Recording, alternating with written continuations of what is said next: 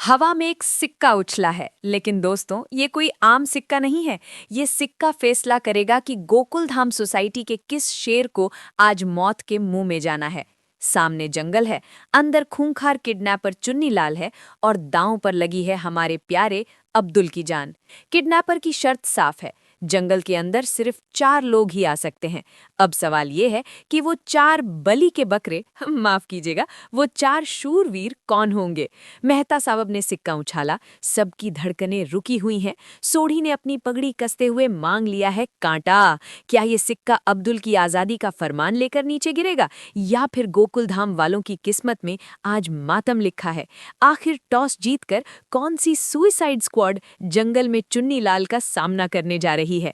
चलिए इस सस्पेंस से पर्दा उठाते हैं और देखते हैं गोकुल धाम का अब तक का सबसे खतरनाक रेस्क्यू मिशन। कहानी वहीं से शुरू होती है जहां हमने पिछले एपिसोड में अपनी सांसें रोक ली थीं। सीन शिफ्ट होता है उस घने जंगल की तरफ जहां सन्नाटा भी चीख चीख कर कह रहा है कि यहाँ कुछ गलत होने वाला है। यहाँ हमारा विलन यानी सस्ता गब्बर चुन्नी लाल अपने 2 चमचों कल्लू और मोलू के साथ जंगल की ऊबड़ खाबड़ रास्तों पर चल रहा है। चुन्नी लाल का कॉन्फिडेंस देखो भाई, ऐसा लग रहा है जैसे वो जंगल में पिकनिक मनाने नहीं बल्कि अपना साम्राज्य बसाने आया है। चुन्नी लाल एक पेड़ के पास रुकता है और अपने गुर्गे को ऑर्डर देता है, ओए वो एक कागज उस पेड़ में रख दे। अब उसका आदमी कल्लू, जो शायद दुनिया का सबसे कंफ्यूज गुर्गा है, मासूमियत से पूछता है, बॉस छोड़ दूं? भाई विलन का आदमी होकर इतनी मासूमियत। चुन्नी लाल का पारा चढ़ जाता है, चटाक। अबे चुप, जितना बोला उतना कर। बेचारा कल्लू गाल सहलाते हुए पेड़ पर बने एक रहस्यमयी एक्स निशान के पास वो चिट्ठी चिपका देता है। ये कोई साधारण चिट्ठी नहीं है दोस्तों, ये गोकुल धाम वालों के लिए वो नक्शा है जो उन्हें सीधे शेर के पिंजरे में बुलाएगा। चुन्नी लाल अपनी मूंछों पर ताव देते हुए बोलता है, बस अब आगे का प्लान बताता हूँ। उसके चेहरे पर वो शैतानी मुस्कान है जो बता रही है कि आज गोकुल धाम वालों की शामत आने वाली है। उधर गोकुल धाम सोसाइटी के क्लब हाउस में माहौल ऐसा है जैसे अभी अभी वहां बम फटा हो। सन्नाटा है लेकिन तनाव का शोर कानों को फाड़ रहा है। सबके चेहरे लटके हुए हैं, लेकिन एक आदमी है जो ज्वालामुखी की तरह फट रहा है, और वो कोई और नहीं, हमारे रोशन सिंह सोढ़ी हैं।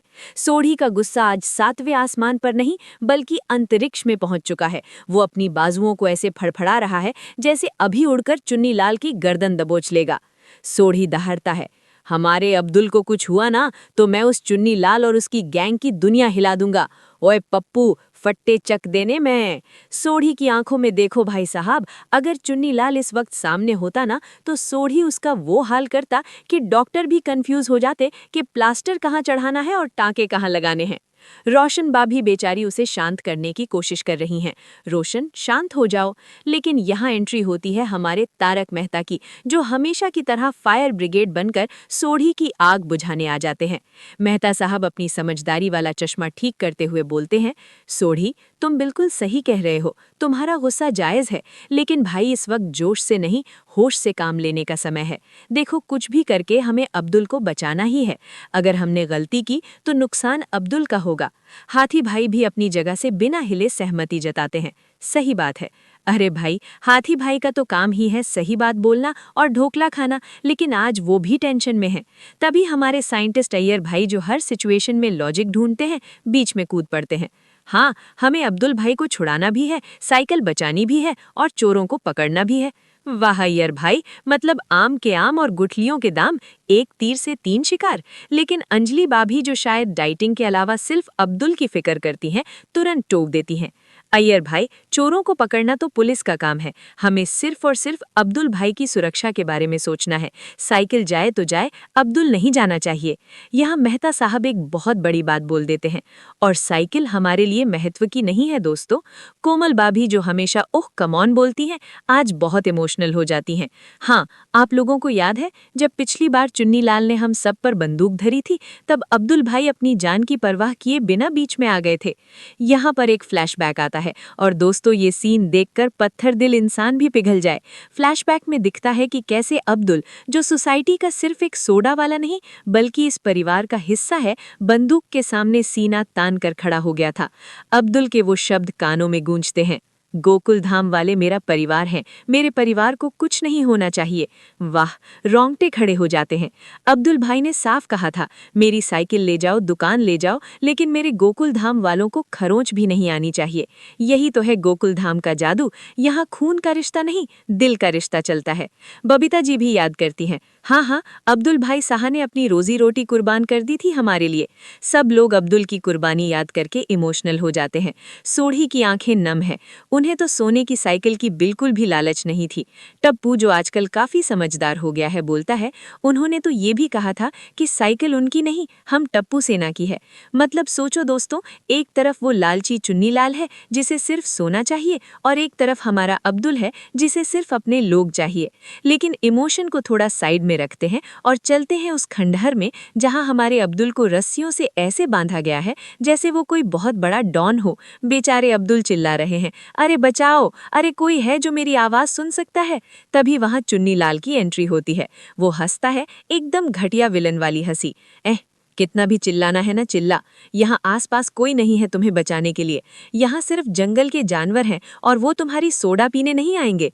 चुन्नी लाल अब्दुल के चेहरे के पास जाकर बोलता है, देख अब्दुल, हम ईमानदार चोर हैं। लो कर लो बात, ईमानदार चोर, ये तो वही बात हो गई जैसे कोई कहे मैं शाकाहारी शेर हूँ। भाई अगर ईमानदार होते तो चोरी क्यों करते। वो आगे बोलता है, मुझे सिर्फ मेरी साइकिल चाहिए, मुझे तेरे से कुछ लेना देना नहीं है। उसका साइड किक कल्लू भी मजाक उड़ाता है, अगर हमें साइकिल देनी होती तो तुम्हें लाना नहीं पड़ता। और फिर वो और उसका साथी ऐसे हंसते हैं जैसे उन्होंने कोई बहुत बड़ा जोक सुना दिया हो। चुन्नी लाल इरिटेट होकर कल्लू को फिर से मारता है। चुप। चुन्नी लाल अब अपना असली रंग दिखाता है। वो अब्दुल को फाइनल वार्निंग देता है, बस अब गोकुल धाम वाले कोई होशियारी ना करें, वरना तुम और वो 10 करोड़ की सोने की साइकिल खल्लास। देखते हैं अब तेरे गोकुल धाम वाले क्या करते हैं। 10 करोड़ की साइकिल? भाई अगर अब्दुल के पास सच में 10 करोड़ की साइकिल होती तो वो सोडे की दुकान चलाता या साइकिल बेचकर मालदीव में रिलैक्स कर रहा होता। लेकिन इन चोरों की बुद्धि घुटनों में है, ये बात तो साफ है। वापस सोसाइटी में मेहता साहब अपना सर पकड़कर बैठे हैं। मुझे कुछ समझ में नहीं आ रहा है। तभी अय्यर, जो हिंदी बोलने की कोशिश में हमेशा टेंशन बढ़ा देता है, बोलता है, yes, this is a very difficult time. इस सिचुएशन से बाहर आने के लिए हमें पुलिस को कॉल करना ही चाहिए। बस पुलिस शब्द सुनते ही भिड़े का बीपी हाई हो जाता है। अय्यर भाई, एक तो पहले ही यहाँ इतना टेंशन है, ऊपर से आप इतना इंग्लिश बोल के टेंशन और मत बढ़ाइए। अय्यर भी कहाँ चुप रहने वाला है। भिड़े, अय्यर भाई कुछ भी बोले तो पुलिस को फोन कर। बबीता जी, जो आमतौर पर अय्यर का साथ देती हैं, आज डर रही हैं। अरे लेकिन अय्यर, चुन्नी लाल ने साफ साफ चेतावनी दी थी, अगर हमने पुलिस को फोन किया तो वो अब्दुल भाई को बहुत परेशान करेगा। बबीता जी का डर देखिए, वो लोग अब्दुल भाई सा को गुदगुदी कर करके हंसा हंसा कर बहुत टॉर्चर करेंगे। एक मिनट, गुदगुदी करके टॉर्चर? भाई ये आइडिया बबीता जी को आया कहाँ से? मतलब किडनैपर बंदूक रखेगा, चाकू रखेगा या मोर का पंख लेकर गुदगुदी करेगा? ये सिर्फ गोकुल धाम में ही हो सकता है कि मौत से ज्यादा डर गुदगुदी का हो।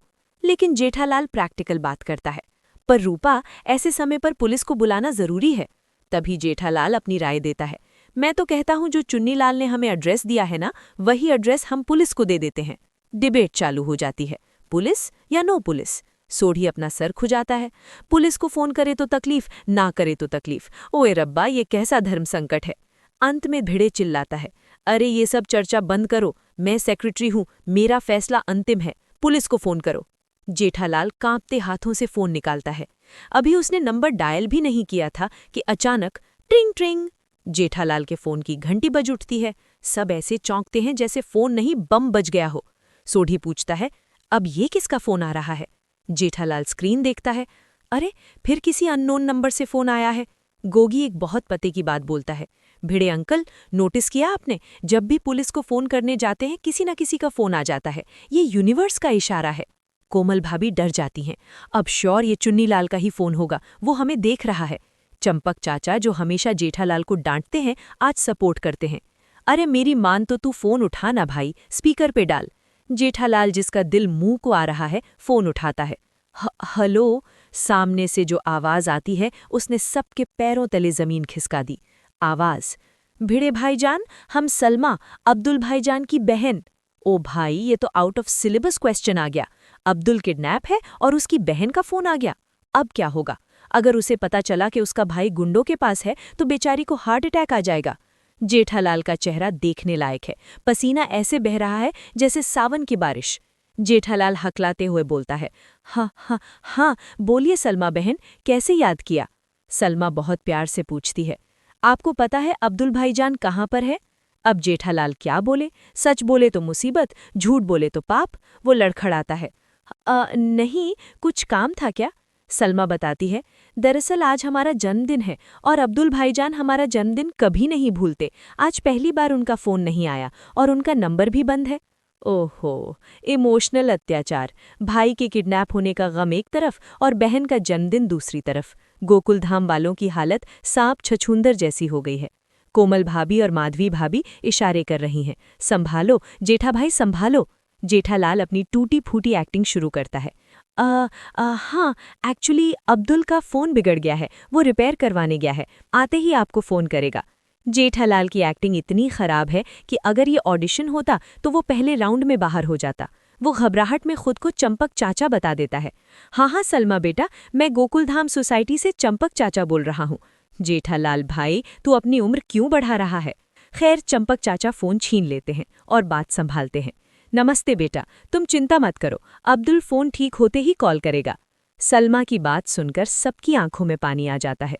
वो कहती है, चाचा जी, हमें पता है कि गोकुलधाम वासियों के होते हुए अब्दुल पे कभी कोई मुसीबत नहीं आ सकती। दोस्तों, इस लाइन को गौर से सुनिए। गोकुलधाम वालों के होते हुए अब्दुल पे मुसीबत नहीं आ सकती, ये भरोसा है। और यही भरोसा अब इन सब के कंधों पर पहाड़ जैसा बोझ बन गया है। अगर अब्दुल को कुछ हो गया तो ये भरोसा कांच की तरह टूट जाएगा। सलमा अपनी कसम दे देती है, ये सलमा तब तक मिठाई नहीं खाएगी जब तक अब्दुल भाईजान का फ़ोन ना आ जाए।